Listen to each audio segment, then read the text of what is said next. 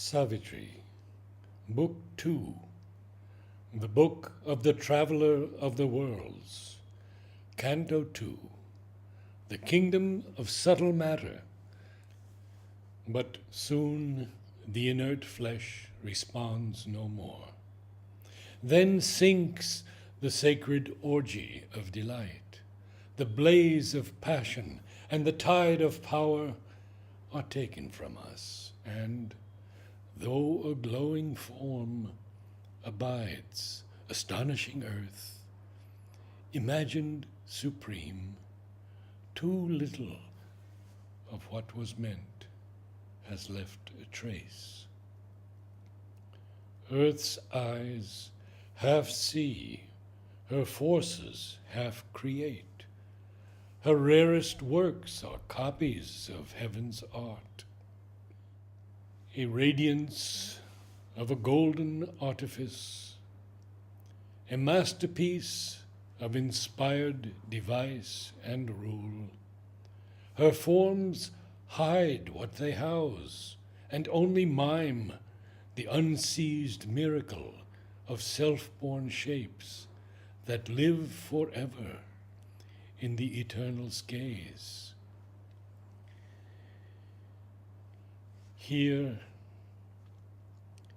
in a difficult, half-finished world, is a slow toiling of unconscious powers. Here is man's ignorant, divining mind, his genius born from an inconscient soil. To copy on earth's copies is his art.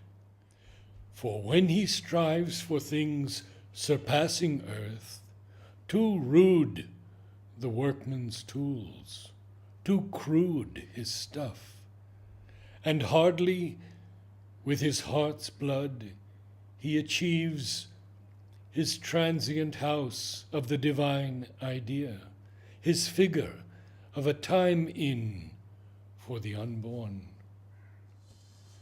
Our being thrills with high, far memories, and would bring down their dateless meanings here, but too divine for earthly nature's scheme. Beyond our reach the eternal marvels blaze. Absolute they dwell, unborn, immutable, immaculate in the Spirit's deathless air, immortal in a world of motionless time, and an unchanging muse of deep self-space. Only when we have climbed above ourselves, a line of the transcendent meets our road and joins us to the timeless and the true. It brings to us the inevitable word, the godlike act, the thoughts that never die. A ripple of light and glory wraps the brain, and traveling down the moment's vanishing route, the figures of eternity arrive. As the mind's visitors or the heart's guests, they espouse our mortal brevity a while, or seldom, in some rare, delivering glimpse, are caught by our vision's delicate surmise. Although beginnings only, and first attempts, these glimmerings point to the secret of our birth and the hidden miracle of our destiny. What we are there and here on earth shall be is imaged in a contact and a call. As yet, earth's imperfection is our sphere. Our nature's glass shows not our real self. That greatness still abides, held back within. Earth's doubting future hides our heritage. The light, now distant, shall grow native here. The strength that visits us, our comrade power, the ineffable shall find a secret voice. The imperishable burn through matter's screen, making this mortal body Godhead's robe. The Spirit's greatness is our timeless source, and it shall be our crown in endless time. A vast unknown is round us and within. All things are wrapped in the dynamic one. A subtle link of union joins all life.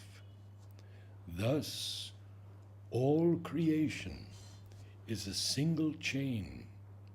We are not left alone in a closed scheme between a driving of inconscient force and an incommunicable absolute. Our life is a spur in a sublime soul range. Our being looks beyond its walls of mind, and it communicates with greater worlds. There are brighter earths and wider heavens than ours. There are realms where being broods in its own depths. It feels in its immense dynamic core its nameless, unformed, unborn potencies cry for expression in the unshaped vasts.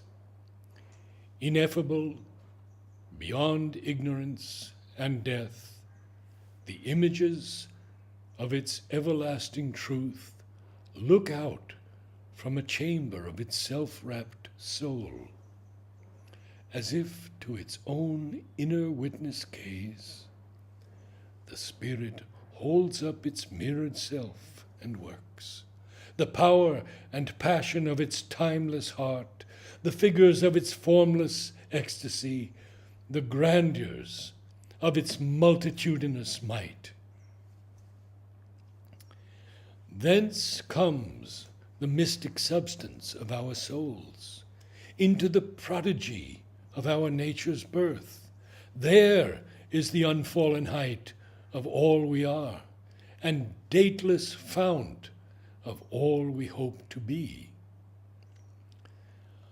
On every plane, the hieratic power, initiate of unspoken verities, dreams to transcribe and make a part of life in its own native style and living tongue, some trait of the perfection of the unborn, some vision seen in the omniscient light, some far tone of the immortal rhapsodous voice, some rapture of the all-creating bliss, some form and plan of the beauty unutterable.